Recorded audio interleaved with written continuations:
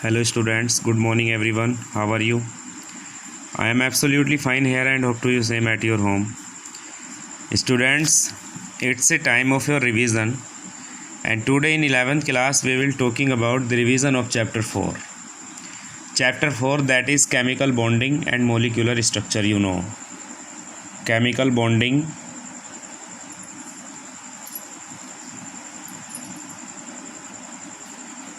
and molecular structure.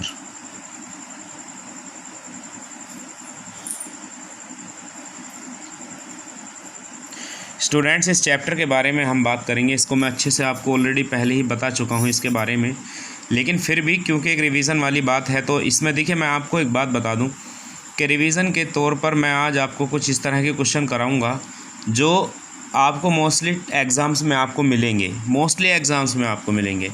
जैसे तो number 1 पे आपको जो सबसे पहले मिल जाएगा कैलकुलेशन ऑफ सिग्मा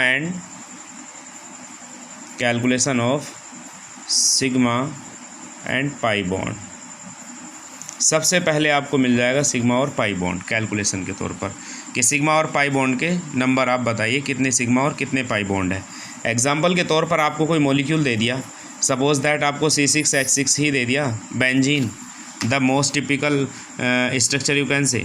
जब आप इसका स्ट्रक्चर बनाने जाओगे, देखिए यहाँ पर डॉट स्ट्रक्चर तो मैं नहीं बनाऊँगा क्योंकि हमारे पास में इतना टाइम है नहीं, सारी ही चीज़ों को कवर अप करना है।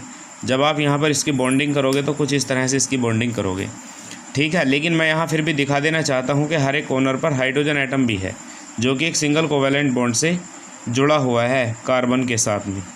इस तरह से आप इसको बना लीजिए। अब बात आ जाती है यहाँ पर सिग्मा बॉन्ड कितने हैं, पाई बॉन्ड कितने हैं। तो देखिए जहाँ पर सिंगल कोवेलेंट बॉन्ड होता है वहाँ सिग्मा बॉन्ड होता है। ये सिग्मा है, सिग्मा और सिग्मा 6, तो यहाँ पर सिग्मा ये हो गए। फिर एज वेल एज स्टूडेंट्स एक डबल बॉन्ड के अंदर एक सिग्मा बॉन्ड होता है, तो यहाँ भी एक सिग्मा है, यहाँ भी सिग्मा है, यहाँ भी सिग्मा है, यहाँ 6 ये हो गए, 6 ये हो गए। तो 6 सिग्मा ये वाले हैं चारों तरफ और 6 अंदर रिंग में है, तो 6 और 6 हो गए 12 सिग्मा बॉन्ड।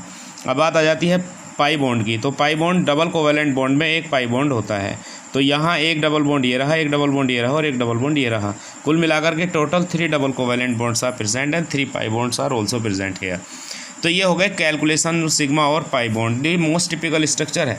अगर आप ऐसे समझ लीजिए C2H2 में अगर आप देखें सिग्मा और पाई बॉन्ड, तो C को और H को आप जब बनाओगे तो C2H2 को कुछ इस तरह लिखेंगे।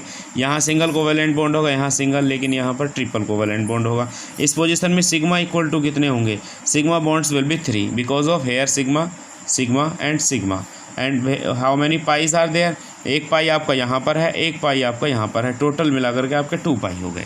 तो कुल मिलाकर के आपको इस तरह से सिग्मा और पाई बॉन्ड की कैलकुलेशन का आपको ध्यान रखना है अच्छे से। एग्जाम में किसी भी टाइप का अगर आपको क्वेश्चन आ जाता है तो आपको ध्यान रखना है कि एक सिंगल कोवेलेंट बॉन्ड में एक सिग्मा बॉन्ड होता है, एक डबल कोवेलेंट बॉन्ड में एक सिग्मा और एक पाई बॉन्ड होता है, और एक ट्रिपल कोवेलेंट बॉन्ड में एक सिग्मा और 2 पाई बॉन्ड होते हैं, ठीक है। ये बात आप बिल्कुल अच्छे से ध्यान में रखिएगा। एक टॉपिक हो गया calculation of sigma and pi bond. इसके साथ साथ स्टूडेंट्स कई बार आपसे हाइब्रिडाइजेशन बहुत पूछा जाता है हर एक कार्बन एटम पर। सपोज दैट आपको दे दिया C8 और H18, आपसे कह दिया कि C8 और H18 में बताइए हर एक कार्बन एटम पर क्या क्या हाइब्रिडाइजेशन है। तो इस कंडीशन में आप क्या करेंगे, कार्बन कितने हैं, 8 हैं, कार्बन 4 हो चुके हैं, 5 6 7 और 8। How many hydrogen atoms, 18, 1 2 3। पहले कॉर्नर पर आप 3 हाइड्रोजन एटम्स इस तरह से सेटअप कर दीजिए, और बाकी अब आप देख लीजिए हर एक कार्बन एटम की यहाँ पर आप वैलेंसी 4 कर दीजिए। जैसे कि इस कार्बन की 1 2 3 4 वैलेंसी हो गई, तो हर एक कार्बन की 4 आपको कुछ इस तरह से होगी जब आप हर एक कार्बन एटम को 2 हाइड्रोजन एटम यहाँ पर दे दोगे, क्योंकि आपके पास में हाइड्रोजन एटम सफिशिएंट अमाउंट में प्रेजेंट हैं। ये लीजिए, यहाँ आपको हर एक कार्बन एटम पर हाइब्रिडाइजेशन अभी क्लियर हो जाएगा। कितने कार्बन है, 6 कार्बन एटम्स आर देयर। और ज़रा ध्यान से देखिएगा आप, हर एक कार्बन एटम के चारों ओर ज़रा आप सही से चेक कर लीजिए, हर एक कार्बन एटम के चारों ओर जो वैलेंसी है वो सिंगल कोवैलेंट बॉन्ड से पूरी हो रही है।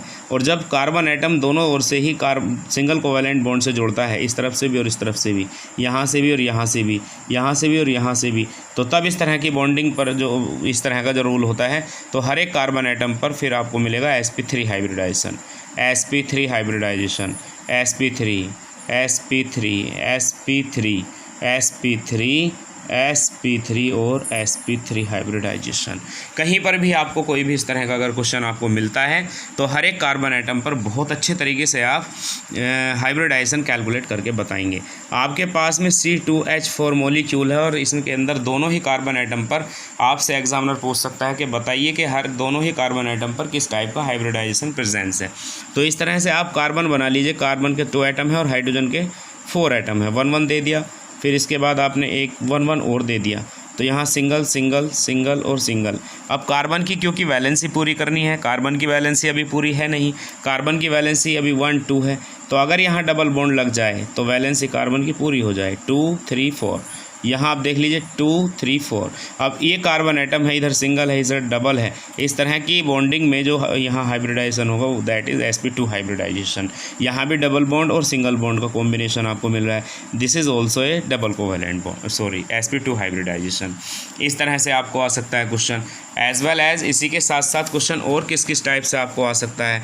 एग्जाम में आपसे एग्जामिनर कह सकता है कि PCl5 है आपके पास, SF6 है आपके पास, और IF7 है आपके पास, और CH4 है आपके पास। यहाँ कह सकता है कि right these compounds in the increasing order of their respective hybridization के रेस्पेक्टिव इनके इंक्रीजिंग ऑर्डर में इनको लिख करके दिखाइए। तो कौन कौन कैसे कैसे उन सभी को आप देख लीजिए। यहाँ CH4 में जब देखेंगे कार्बन के आउटर मोस्ट सेल में 4 होते हैं और 1 होता है हाइड्रोजन के आउटर मोस्ट सेल में, मल्टीप्लाई 4 से हो रही है, तो 4 + 4 goes to 8, that will be divided by 2, then you will got 4 and 4 new hybridization, 4 new orbitals are formed in sp3 hybridization. How 1s and 3p are there. तो यहाँ sp3 hybridisation आपके CH4 में definitely मिल जाएगा आपको देखने के लिए। Now you can also calculate hybridization in PCl5। Now you have to count the number of electrons in outer most shell of phosphorus, there is 5 plus Cl के पास 7 होते हैं, मल्टीप्लाई बाय 5, तो 5 + 7 5 = 35 goes to 40 and divided by 8, then 8 5 = 40। 5 new orbitals are formed sp3 dehybridization में। Check now. और next SF6, sulphur के outer most shell में होते हैं 6 प्लस फ्लोरीन के में होते हैं 7, multiply by 6। Okay, so 6 + 7 6 = 42, that goes to 48 and divided by also 8, 8 6 = 42, 8 6 = 48, sorry। 6 new orbitals are formed in sp3d2 hybridization। You can check now, 1s 3p and 2d, 2 3 5 1 6। Okay, now IF7, you have to check out IF7, what type of hybridization in IF7। Now number of electrons in iodine goes to 7 plus number of electrons in the outermost cell of fluorine 7, multiply by 7, then 7 + 7 7 = 49 goes to 56 divided by 8, 8 7s are 56। 7 new orbitals are formed in sp3 d3 hybridization। Check 1s 3p and 3d, 3 3 6 और 1 7, 7 hybrid orbitals are formed in IF7। Now ये आपका और इस तरह से आप जो है किसी भी मॉलिक्यूल का हाइब्रिडाइजेशन कैलकुलेट आसानी से आप कर सकते हो। ओके स्टूडेंट्स, तो यहाँ ही रिवीजन चल रहा है। अब तक मैं आपको 2 टॉपिक्स के बारे में क्लियर करा चुका हूँ। हाइब्रिडाइजेशन हो गया है एक, और सिग्मा और पाई बॉन्ड आपके हो चुके हैं, एज वेल एज और क्या क्या क्वेश्चन आपको यहाँ से मिल सकते हैं। देखिए मोस्टली आपको CO3- और NO3- इन दोनों के जो है रिजोनेटिंग स्ट्रक्चर बनाने के लिए मोस्टली टाइम आपको आ जाते हैं। ठीक है, तो इन दोनों का देखिए CO3- का आप लुईस स्ट्रक्चर भी बना सकते हो और रिजोनेटिंग स्ट्रक्चर भी आप इनका खींच सकते हो। तो मैं इसमें आपको जो है दोनों ही चीज़ें मैं आपको एक ही मॉलिक्यूल में करा करके दिखाना चाहता हूँ। आप इसमें जो है कैलकुलेट कर सकते हैं रिजोनेटिंग स्ट्रक्चर भी एज वेल एज उसका लुईस स्ट्रक्चर भी। तो CO3- को मैं पहले आपको बना करके दिखा देना चाहता हूँ कि CO3- कुछ इस तरह से बनता है। CO3- double bond single bond single bond, इनके पास निगेटिव चार्ज रहेगा। इस तरह से यहाँ बनता है ये। ठीक है, नंबर अब आप चेक कर लीजिए CO3- के देखिए C पे 4 होते हैं, 2 इधर से ले लिए 6 हो गए, और 1 यहाँ इधर से ले लिया 1 इधर से ले लिया, टोटल हो गया। ओके, बैलेंस हो गया। अब रिजोनेटिंग स्ट्रक्चर अगर आपको बनाना है तो रिजोनेटिंग स्ट्रक्चर कैसे होते हैं स्ट्रक्चर, मतलब एक ही कंपाउंड की शेप को जब बार बार अलग अलग तरीके से लिखा जाता है, that is called its resonating structure. तो यहाँ अगर आप देखेंगे इस पर निगेटिव, तो यहाँ डबल, यहाँ सिंगल। ऐसे ही आप और आगे बढ़ेंगे तो और आगे भी आप इसको बना सकते हैं।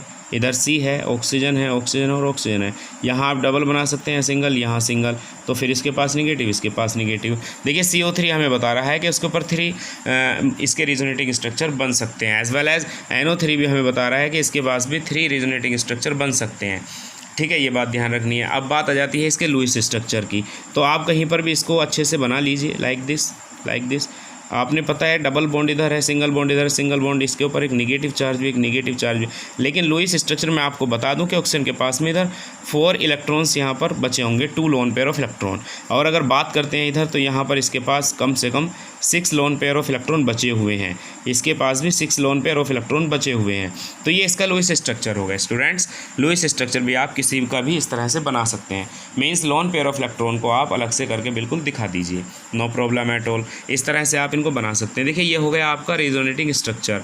अब बात आती है बॉन्ड ऑर्डर की, तो बॉन्ड ऑर्डर बहुत इंपॉर्टेंट है। देखिए, आपको कम से कम इतनी बात का ध्यान ज़रूर रखना है, अगर कहीं पे आपको बॉन्ड ऑर्डर अगर आपको आ गया है, तो देखिए जो मॉलिक्यूल बनता ही नहीं है तो उसका बॉन्ड ऑर्डर हमेशा 0 होगा। अब एग्जांपल के तौर पर अगर आप H2 का देखना चाहें तो हाइड्रोजन कुछ इस तरह से बनता है, तो बॉन्ड ऑर्डर इसका 1 होगा। अगर आप देखना चाहें दूसरा किसी को, ऑक्सीजन को O2 देखना चाहें, तो ऑक्सीजन के बीच में डबल कोवेलेंट बॉन्ड होता है, तो इसका बॉन्ड ऑर्डर 2 होगा। और अगर कहीं आप देखें N2, तो नाइट्रोजन जब बनता है तो नाइट्रोजन के 2 एटम आपस में ट्रिपल कोवेलेंट बॉन्ड की हेल्प से जुड़ते हैं, जिसकी वजह से इसका बॉन्ड ऑर्डर 3 हो जाता है। तो कम से कम इतनी बातों का तो आप बिल्कुल अच्छे से ख्याल रखें। Total number of bonds present between 2 atoms in A molecule, that is called its bond order. ठीक है स्टूडेंट्स, तो ये हो गया बॉन्ड ऑर्डर। अगर रही बात आपको अच्छे से इसको कैलकुलेट करना है बिल्कुल, तो आप उसके लिए फॉर्मूला यूज़ करते हैं, half number of bonding electron minus number of anti bonding electron. ये एक बिल्कुल बेस्ट फार्मूला है, जिसकी हेल्प से आप आराम से बॉन्ड ऑर्डर कैलकुलेट कर सकते हो किसी भी मॉलिक्यूल का। तो स्टूडेंट्स, ये हमारा है रिवीजन, और आगे भी अब आप देखिए और भी बहुत सारे इस चैप्टर में टॉपिक हैं, लुईस स्ट्रक्चर हैं, ठीक है, इलेक्ट्रॉन डोंट फार्मूला है, बॉन्ड फार्मूला है। जैसे एग्जांपल के तौर पर H2SO8 है, इसका कैसे स्ट्रक्चर बनाओगे, H2S2O5 है, इसका कैसे बनाओगे, H2S2O7 है, इसका कैसे बनाओगे। तो ये बहुत टिपिकल केसेस हैं। एग्जांपल H3PO4 का कैसे बनाओगे, H3PO3 का कैसे बनाओगे, और एज वेल एज H3PO2 का कैसे बनाओगे, HClO3 का कैसे बनाओगे, या HClO4 का कैसे बनाओगे। तो इनमें से ये जितने भी आपके यहाँ पर स्ट्रक्चर्स हैं, देखिए आज की क्लास में बस मैं इतना ही रहने दे रहा हूँ, बट आपको ये टोटल होमवर्क कर लेना है। H2S2O8, H2SO5, H2S2O7, H3PO4, H3PO3, H3PO2 and HClO3, HClO4। इनका कम से कम आप बना करके और आज मुझे ज़रूर सेंड कर दें और चेक करा दें कि आप किस तरह का रिवीजन आप कर रहे हैं। ओके स्टूडेंट्स, आज की हमारी क्लास में केवल इतने ही टॉपिक हैं, और भी बहुत सारे टॉपिक आपके हैं, ठीक है, आप उनको रेडी कीजिए। Thank you and have a nice day. Good morning students.